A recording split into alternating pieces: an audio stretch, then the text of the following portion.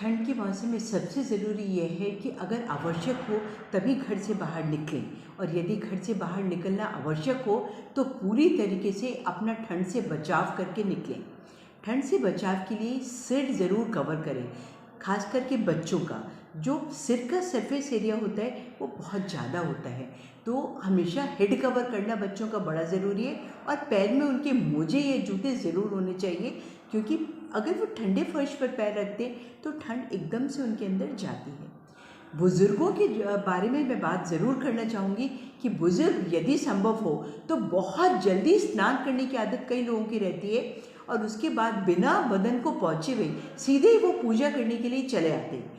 वैसा नहीं करना है। सबसे पहले बाथरूम में अच्छी तरह से अपने बदन को पोंछ लेना है, क्योंकि जब आपके शरीर पे पानी रहता है तो वो वातावरण की जो थोड़ी बहुत भी गर्मी होती है वो लेकर इवेपोरेट होता है और आपको और ठंड महसूस कराता है। और सुबह अगर संभव हो तो 10 बजे से पहले यदि आप स्नान करते हैं तो बिना पूरी तरह से सूखे, बिना पूरी तरह से कपड़े पहने हुए कभी भी बाहर बाथरूम के न निकले।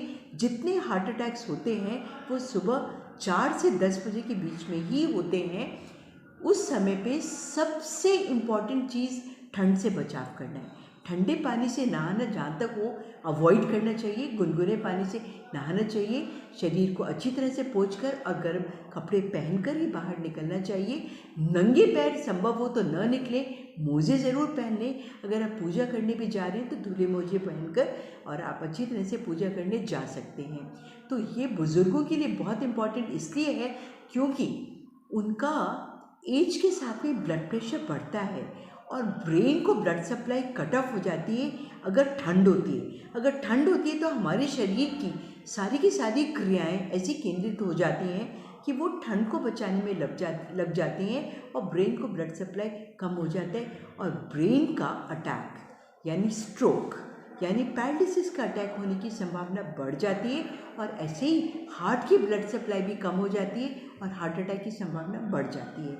ये जानलेवा सिद्ध हो सकते हैं, अतः अपने घर के बुजुर्गों को बचा के रखें। जो यंगर जनरेशन है उसको काम पे जाना पड़ता है। काम पे जाते समय वो ये ज़रूर ध्यान में रखे कि वो गर्म कपड़ों के साथ ही निकले और हाई स्पीड में टू व्हीलर न चलाए, क्योंकि अगर हाई स्पीड में वो टू व्हीलर चलाता है तो पूरा का पूरा मुंह तो उसका कवर नहीं होता, नाक आंखें तो खुली ही होती हैं, और उसके ज़रिए ठंडी हवा के झोंके जो आते हैं उससे कई बार कुछ एलर्जिक टेंडेंसीज भी वो डेवलप कर लेता है। नाक बहने लग जाती, साइनसाइटिस हो जाती है, सिर में जमा होने लगती है ठंड, और उसको फिर बुखार आने लगता है और वो अपने काम पे जाने में असमर्थ हो जाता है। तो वो अगर निकलता है तो पूरे प्रोटेक्शन से निकले, और अगर हो सके तो कवर्ड व्हीकल में ट्रैवल करे। अगर उसको टू व्हीलर में या पैदल चलना होता है तो गति उसकी सीमित हो।